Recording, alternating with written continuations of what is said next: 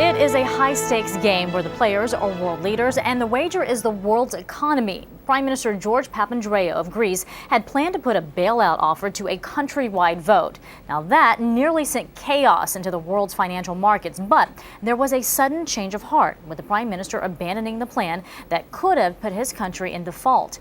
Joining me to discuss this is CBS News foreign affairs analyst Pamela Falk.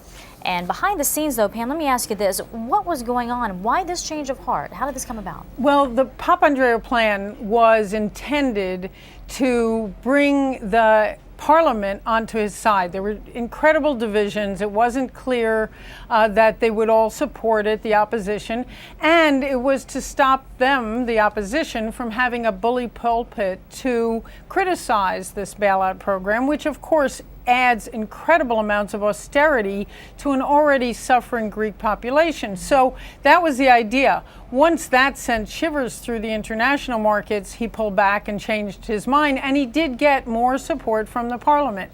Nonetheless, because the unintended consequence was to instill the lack of confidence in his government and get all of the European leaders, Sarkozy and Angela Merkel of Germany and Sarkozy of France, angry with him. Now there's a confidence vote that he has to win in the Parliament itself, so the whole government could fall apart. Oh, well, that's lovely, yeah, right? World markets, the whole government. There's a lot going on here. Right. So what happens now for the European Union? Where does it go from here? Well, the real issue is certainty and uncertainty. Markets hate uncertainty, and that's really what sent all these ripple effects through the market. And uncertainty causes what they call contagion, which is a domino effect. And a domino effect is what they're worried about, which is that what they call pigs, which is the poor children of the European Union, Portugal, Italy, Ireland, Greece, and Spain, there might be a ripple effect on them. And of course, with any banks, including U.S. banks that have invested in the Greek economy, the thing to avoid here is any kind of disorderly default. And that's what the international markets are trying to do, at the same time with the fact that the government itself might fall apart. It's also interconnected. So let's bring it full circle back to Papandreou. What's next for him? I mean, where does he land in all of this? Well, that's the most uncertain because his popularity was very low.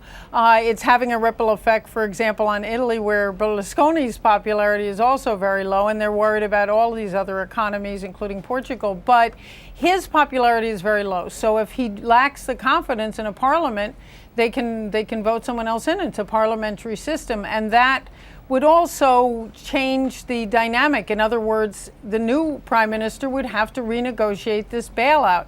And the bailout brought in other countries. The United States is not in a position to help. It brought in China. And China and the Asia group have really contributed about 40% of this Eurozone bailout.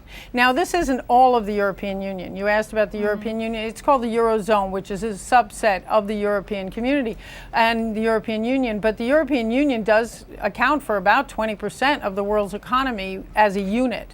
And so it can really have a ripple effect just when President Obama was feeling like there was a bit of a upturn in the U.S. economy. This could affect it. And it's not over yet. There's still more to come. Absolutely. All right, we'll be watching closely. We appreciate your time as always. CBS News foreign affairs analyst Pamela Falk.